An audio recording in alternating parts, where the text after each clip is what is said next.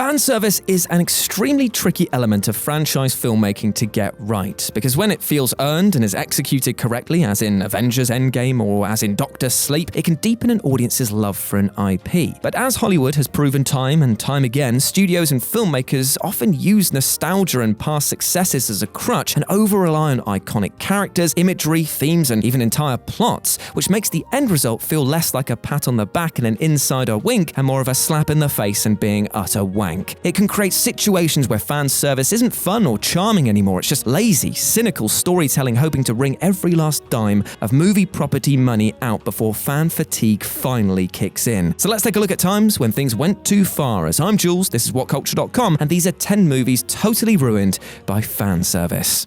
Number 10. Solo, a Star Wars story. There's a fair argument to be made that a number of Star Wars movies were fatally compromised by excessive nostalgia-fueled fan service, namely The Phantom Menace and, if you're being a real cynic, The Force Awakens. However, no film feels as unnecessary as Solo, a Star Wars story. Many groaned when it was first announced simply because there wasn't a huge collective desire for fans to learn about Han Solo's past and have it demystified with a prequel. Plus, who else could fill the role but Harrison Ford?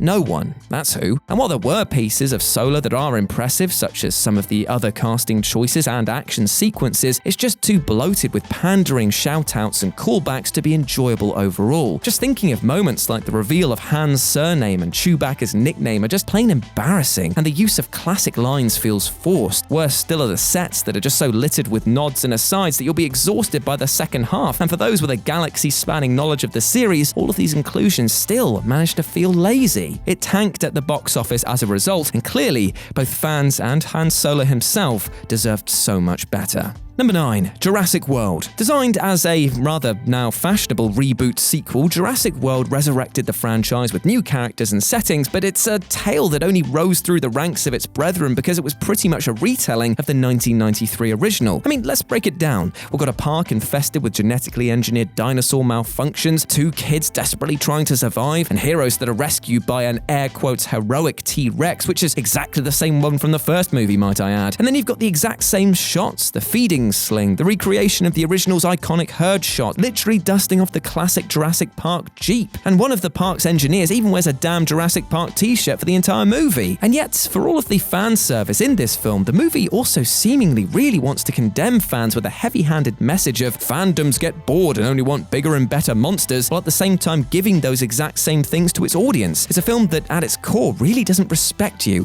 so don't you fall foul of this heaping mound of dino dung tactic. Number 8. Terminator Dark Fate. The Terminator franchise is practically defined by fan service. Even as early as the incredible second film, it was happily making cute callbacks to the 1984 original, but at least T2 had the incredible writing, directing, and acting to back it up. Dark Fate, however, does not, and while it promised to be the true T3, was about as honest to that promise as I am when I tell people that I've got a full head of hair. The film, in truth, is what happens when James Cameron and Tim Miller put the first 2 movies in a blender, add some scattered new ingredients, and serve it up once again to a fatigued fan base. The film literally opens with a highly controversial sequence which undoes one major aspect of Terminator lore, after which it becomes a lazy reprise of T2, rife with lame dialogue callbacks to the first 2 movies, action sequences that feel like hollow rip-offs, and even exact shots which are cut and pasted near wholesale from T2 in particular. It could have been clever, but the delivery felt like that kid who copied all of the homework without changing any of the answers and ended up getting the whole group in trouble. And now we have a series which was hoping for a big reboot but might just be getting deboot. Number 7. SpiderMan III. It would be fair to call Sam Raimi's first 2 Spider-Man movies crowd-pleasing, in the sense that Raimi knew exactly what audiences wanted and enthusiastically delivered it with style and silliness. But during pre-production on the 3rd film, Raimi's desire to feature the Vulture as a primary villain, to be played by Ben Kingsley, were vetoed by one of the film's producers. Instead, they insisted that the film feature fan-favorite antagonist Venom as a major fixture, despite Raimi himself being no fan of the supervillain, citing what he perceived as a lack of humanity. However, the decision went ahead because of the knowledge that Venom would produce a ton of money at the box office. As a result, Spider-Man 3 was a film that felt unfocused and overstuffed with ideas that just weren't fleshed out. It certainly put butts in seats, with Spider-Man 3 grossing an insane $819.9 million, but Raimi eventually opted not to return for a 4th film, taking Tobey Maguire with him. and it left a sour taste in everyone else's mouths. This was a film that held such great potential, but was ruined by studios telling fans what they wanted, and that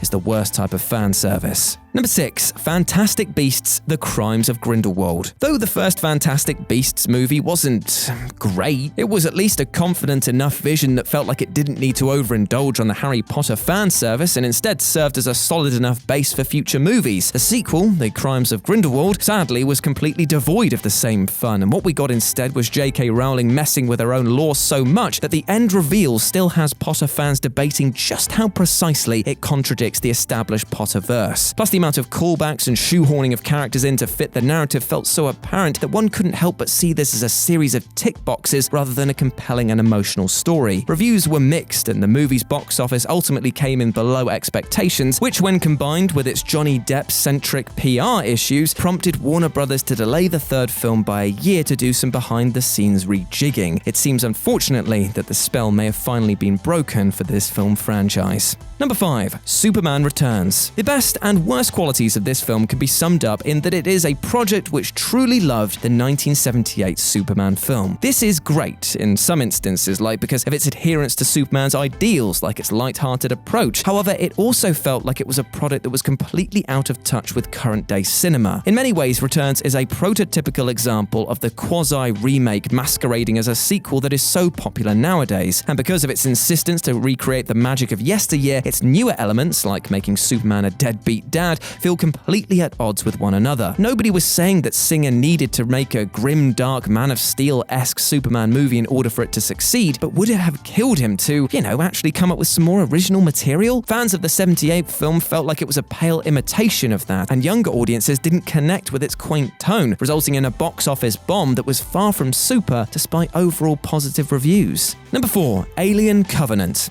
Granted, the Alien franchise was boxed into a fan-serving corner as far back as Alien 3, which pissed off most of the fan base after killing heroes Newt, Hicks, and Ripley, with the former two dying off screen no less. And then we got Alien Resurrection, which infamously went full tilt fan fiction by bringing Ripley back to life via cloning. And then we got the Alien vs. Predator movies, or even the Prometheus one. So yes, fan service is definitely its focus, but Alien Covenant was a soulless and pandering attempt to give the fans what they wanted. And the issue here, at the heart of it all, is that the producers, and even Ridley Scott, didn't know what fans want, full stop. After so many complained about the lack of xenomorphs in Prometheus, Ridley Scott violently swerved in the other direction by literally nuking the engineers out of the franchise, and then chucked more acid-spewing monsters into the mix than even our wrestling comments section. When this franchise was running on full steam, it was brilliant, keeping things like the xenomorph in the dark, treating it as a slasher film in space, but towards the end, it was so bro-tastic,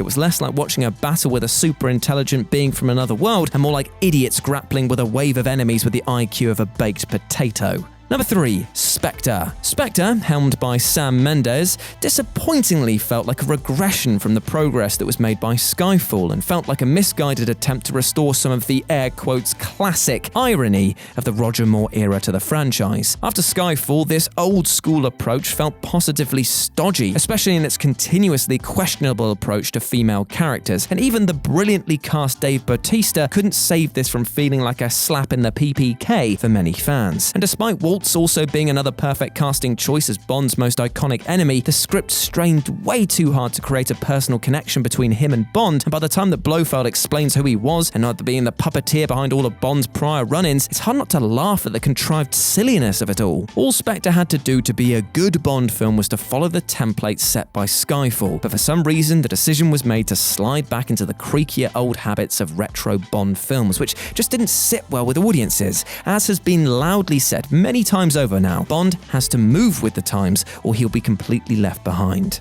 Number 2. Star Trek Into Darkness. J.J. Abrams gets plenty of flack for making Star Wars The Force Awakens a pretty much transparent reprise of A New Hope, but that is nothing compared to his work on Star Trek Into Darkness a few years prior. Though his 2009 Trek reboot was a major critical and commercial success, core Trek fans complained that it no longer felt like Star Trek, but rather a more generic and mainstream skewing sci-fi action film. So perhaps it was this that led him to try and make his sequel a spiritual successor to the 1982 Wrath of Khan. And yet, when it came to the central villain, Abrams tried to mislead everyone by downplaying Benedict Cumberbatch's involvement and also by choosing someone who looked and acted nothing like the original. And then came the fan service. Here we saw Spock's sacrificial death in the Wrath of Khan be swapped out for Captain Kirk, and this led to Spock letting out a staggeringly lame-brained take on the classic William Shatner Khan scream. I can't do it, but I admit my own limitations. And also, Jesus, that's just reminded me. Do you remember that weird-ass scene where Kirk just turns around to watch Carol change for no reason? What the hell was up with that? Now, I like space underwear as much as the next person, but that was really creepy. Well, moments like that were clear attempts to appeal to younger audiences, but ended up just pissing off older, more die-hard fans, and that